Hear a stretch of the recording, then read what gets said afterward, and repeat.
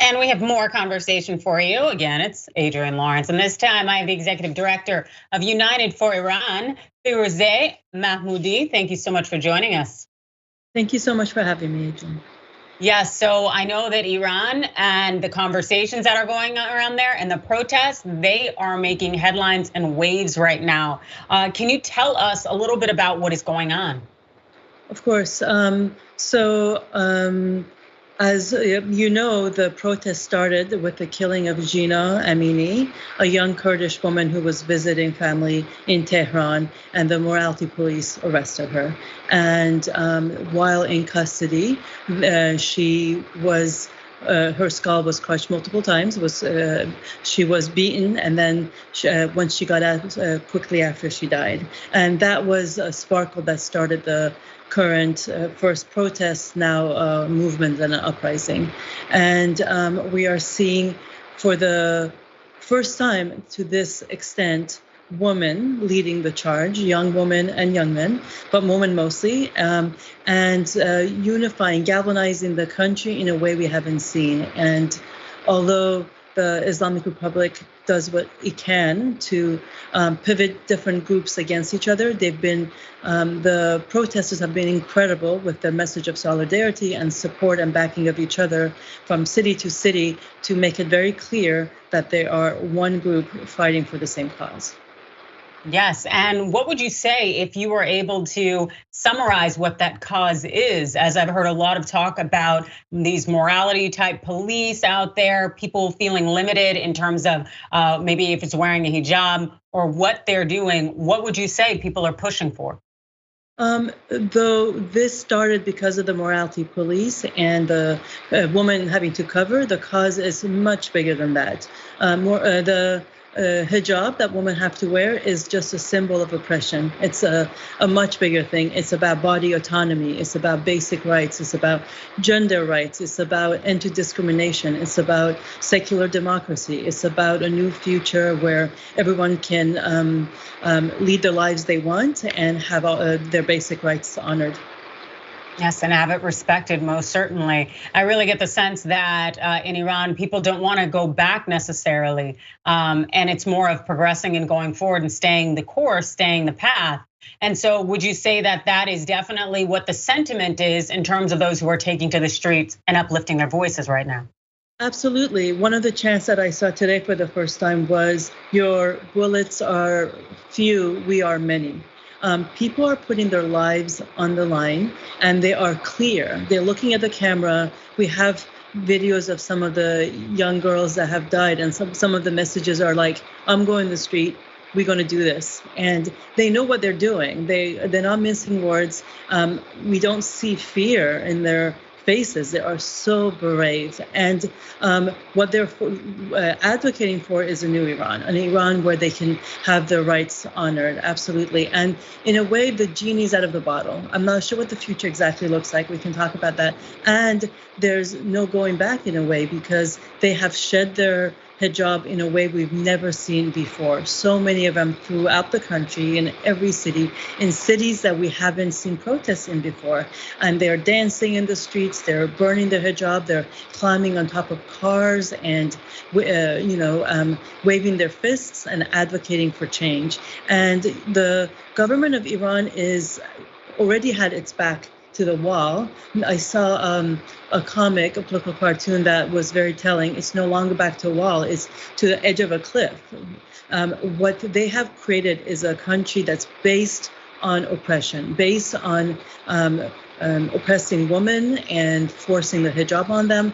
The grandmothers of these young women that were in the streets during the revolution advocating for demanding that the hijab would not start were the bellwethers of this situation. They're like, hey, if they put the hijab on us, this is not just about a piece of fabric. They are able to effectively control half of the population. And if once that's normalized, becomes normal in the rest of the country for everyone else. So when we have had this for 40 plus years, and now, and this is the identity of the regime, right?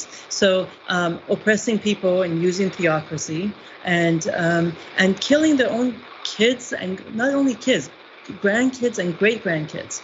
These are men in their 80s and even 90s killing folks would call them Dahiya Hashtad. They're born in the 80s, and it's currently year 1401 in Iran. So 70s and 80s. These kids are teenager, then in their 20s, older folks too, of course.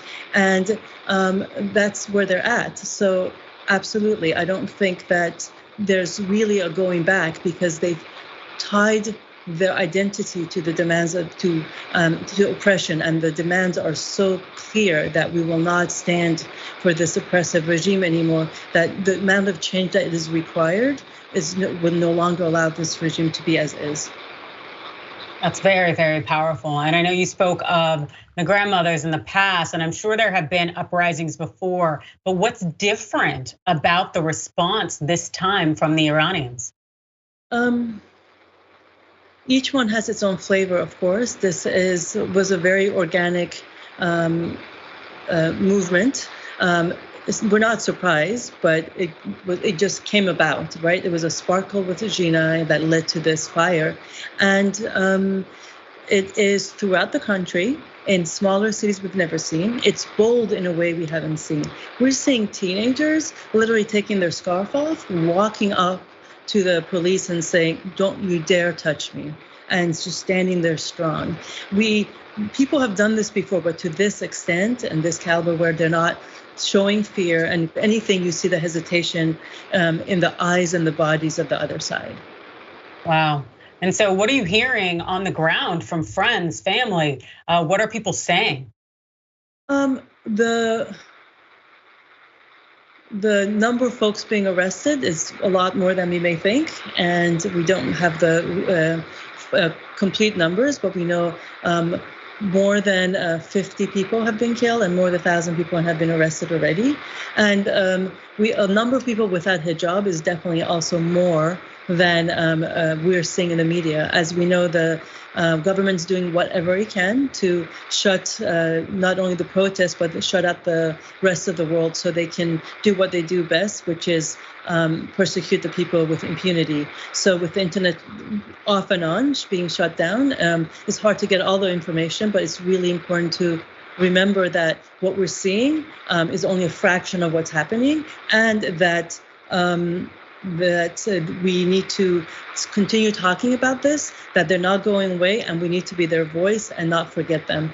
I remember in the 2009 uprising, Iran's uprising was on the media all around the world until the day Michael Jackson died, and then immediately stopped and moved to something else. So we have to make sure that we keep them not only in our hearts and minds, but as part of the public discourse.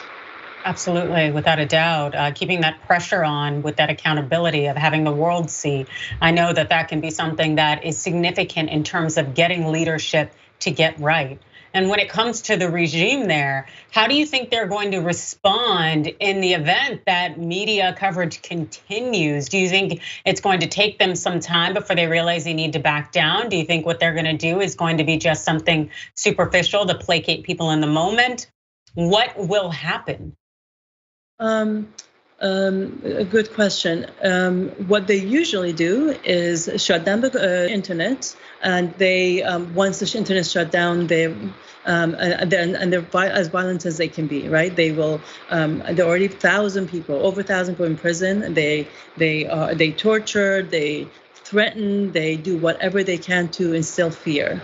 And that's the only tool really that's left for them. And this time, they're definitely at a crossroads, so they can continue doing that. And fear is no longer working. The people on the streets are fearless, so that's a really difficult position that they have put themselves in. On the other hand, like I said, if they let go and kind of give in to no hijab, then the whole identity dismantles. So there is that too. I think it's really critical also to remember for all of us advocating from outside, be it government officials, prominent people, whoever is talking about this, that this is a homegrown movement, and those inside Iran are leading it. Those young individuals are leading it, and that what we need to do is create space for them to do what they want to do and take the level of risk they want to take and stay in the streets, and not in any way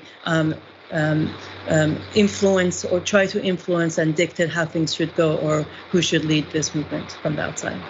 Yes, absolutely. Allowing those who are advocates, protesters, uplifters, and resistors, and who've been leading the movement and lead the way in the conversation is critical. And so if people want to support, other than ensuring that it continues to get media coverage, is there anything else people can do from afar in order to lift up the cause? I think it's really critical to stay informed, follow the leaders, who stay up to date on what's happening, be part of the discourse, pressure one's government to act unilaterally, bilaterally, multilaterally, to pressure Iran to do what we can. Those of us outside that have the abilities and are in the tech world, doing what we can to make sure that access stays open as well, with technologies as well as satellites and internet overall. Yes, that is an incredibly important thing, and something I think that we all can get behind, because we know that transparency is key, especially when we're seeing a lot of dictator type governments popping up, and even the United States being possibly under the thumb of one making that attempt. All right, so thank you so much for all of your insight. If people want to get involved in supporting United for Iran, what can they do?